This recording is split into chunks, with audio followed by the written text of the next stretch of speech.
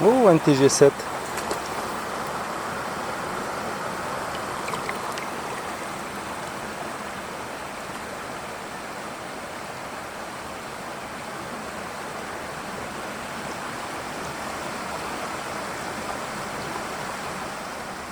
Bonjour, je suis Eric Leroy d'Olympus Passion, ambassadeur OM System. Donc j'ai le plaisir de vous présenter le nouveau TG7 donc, qui bénéficie d'une petite modification en termes d'ergonomie et d'esthétique, mais surtout ce que l'on va remarquer déjà, c'est la petite poignée qui est un peu plus proéminente et du coup ça assure un meilleur maintien de l'appareil.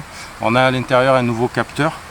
Il y a un jeu de lentilles qui permet d'avoir des modes très détaillés de haute résolution, donc ça vous verrez plus tard sur des présentations du boîtier. On a une définition de l'écran aussi qui a été améliorée, ça filme en 4K.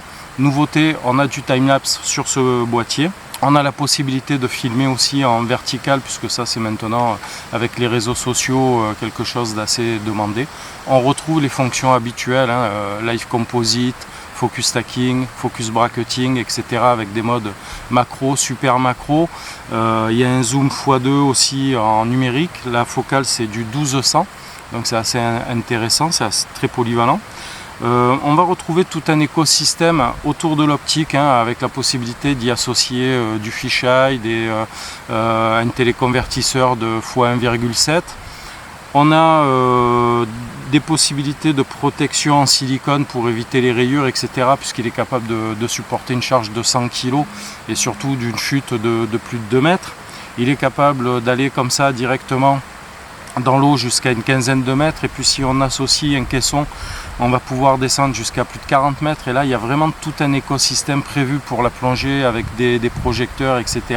Il y a aussi des dragons flottables, enfin il y a vraiment tout un écosystème autour de cet appareil qui en fait un petit boîtier qu'on va pouvoir amener au quotidien sur soi, et d'autant plus si on est amené à pratiquer des activités de pleine nature, que ce soit des activités de montagne, des activités aquatiques ou subaquatiques.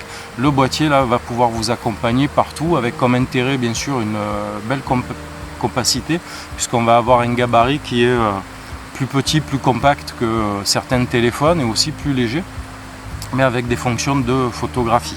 On a un mode ouverture, mode P, 2 modes personnalisables.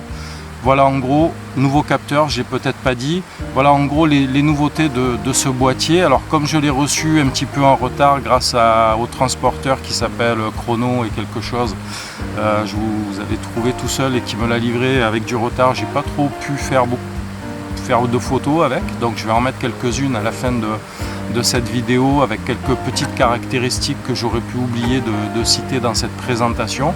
Mais surtout ce que je vous invite, c'est à regarder la prochaine vidéo qui sera un retour de terrain avec ce boîtier, parce que là du coup je vais l'essayer pendant quelques semaines dans différents lieux et autour de différents sujets. Voilà, sur ce je vous souhaite de faire de belles photos, je vous dis à très bientôt, et bien sûr n'oubliez pas de liker la vidéo, de partager et de vous abonner, ça sera la manière de soutenir le travail que je peux faire. À bientôt, au revoir.